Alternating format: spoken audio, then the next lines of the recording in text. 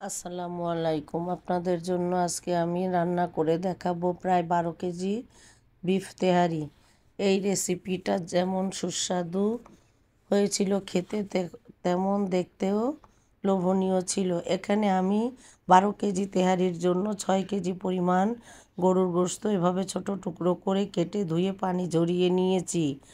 একটা পাত্রে নিয়ে এখানে আমি 500 গ্রামের মতো টক দই দিয়ে দিলাম আদা রসুন বাটা 2 কাপ পরিমাণ, দিয়ে দিলাম পরিমাণ মতো লাল মরিচের গুঁড়া, দিয়ে দিলাম ধনিয়ার গুঁড়া, দিয়ে দিচ্ছি এখানে স্বাদ মতো লবণ।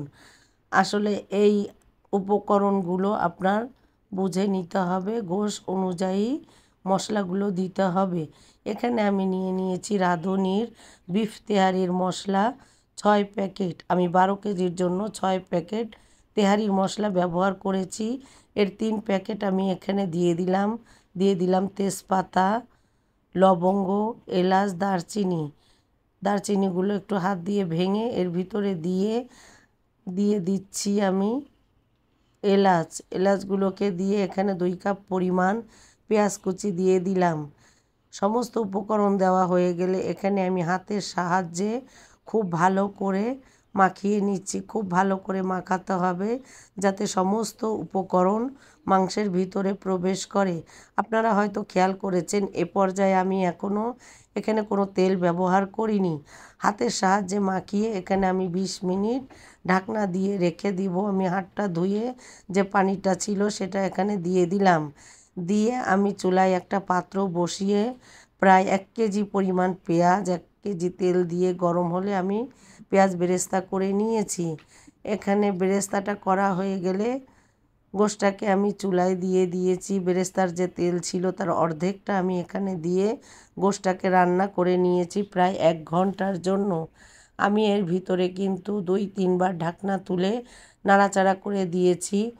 আপনারা দেখতেই পাচ্ছেন গোশ থেকে প্রচুর পরিমাণ পানি বেরিয়েছে। আমার কিন্তু এখানে বাড়তি আর কোনো পানি ব্যবহার করতে হবে না। এই গোশের পানিতেই আমার গোশটা কিন্তু সিদ্ধ হয়ে যাবে। আমি এভাবে গোশটা রান্না শেষ করব। এবার নাড়াচাড়া করে খুব ভালো করে ঢাকনা দিয়ে রেখে দিলাম।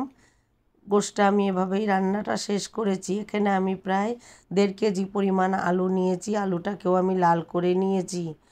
আলুটা লাল হয়ে গেলে বেরেস্তার যে অর্ধেকটা তেল ছিল সেখান থেকে আমি 1 কাপ পরিমাণ তেল দিয়ে স্বাদমতো লবণ দিয়ে চিনি গুঁড়া চাল 2.5 কেজি পরিমাণ ধুয়ে পরিষ্কার করে পানি ঝরিয়ে রেখেছি। এই চালটাকে আমি এবার এই তেলের ভিতরে দিয়ে খুব ভালোভাবে ভেজে নিব। যেহেতু গোশের ভিতরে আমার সমস্ত মশলা দেওয়া আছে, আমি এখানে আর কোনো বাড়তি মশলা ব্যবহার করব না। চালটাকে খুব ভালো করে ভেজে নিলাম। ভেজে নিয়ে এখানে আমি গরম পানি অ্যাড করেছি। এখানে কিন্তু অবশ্যই গরম পানিটা দিতে হবে। গরম পানি দিয়ে ঢাকনা দিয়ে আমি ভাতটাকে রান্না করে নিচ্ছি। ভাতটাকে এক চুলায় রান্না হতে দিয়ে অপর চুলায় আমি গোশটাকে রান্না হয়ে গেলে এখান থেকে অর্ধেকটা গোশ আমি তুলে নিয়ে বাকি গোশটাকে এখানে নাড়াচাড়া করে নিয়েছি। যেহেতু এত তেহারি একসঙ্গে রান্না করা যাবে না, তাই আমি এখানে অর্ধেকটা দুইবারে রান্না করব। এখানে যে ভাতটা আমি রান্না করে নিয়েছি, এবার এই মাংসের ভিতরে সমস্ত ভাতটা এখানে আমি দিয়ে দিলাম। দিয়ে এখানে আমি দিয়ে দিচ্ছি পেঁয়াজের বেরেস্তা, আলু, মটরশুঁটি, উপর থেকে ঘি দিয়ে ঢাকনা দিয়ে আমি রেখে দিব 10 মিনিট মিডিয়াম টু লো আছে। এবার আমি দিয়ে দিলাম আলু লাল করে রেখেছি আগে থেকে, এটা মটরশুঁটি দিয়ে ঢাকনা। পেঁয়াজের বেরেস্তা এখানেও অর্ধেকটা পরিমাণ আমি ব্যবহার করেছি, বাকি অর্ধেকটা আমি রেখে দিলাম। এখানে দিয়ে দিচ্ছি আমি 1 কাপ পরিমাণ লিকুইড দুধটা চাইলে আপনারা ব্যবহার করতে পারেন, না চাইলে স্কিপ করতে পারেন। এবার এখানে দিয়ে দিচ্ছি ঘি। অফ ক্যামেরা এখানে আমি দিয়ে দিয়েছি গোলাপ জল দিয়ে ঢাকনা দিয়ে দমে বসিয়ে রেখে দিয়েছিলাম 1/2 ঘন্টার জন্য। তৈরি হয়ে গেল আমার সুস্বাদু বিফ তেহারি।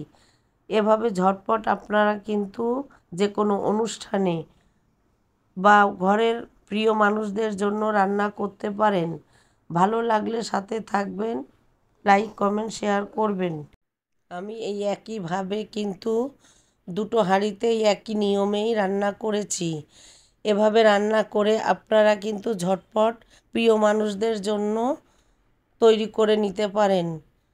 যেমন দেখতে লোভনীয় হয়েছিল, খেতেও মাশাআল্লাহ অনেক বেশি মজা ছিল।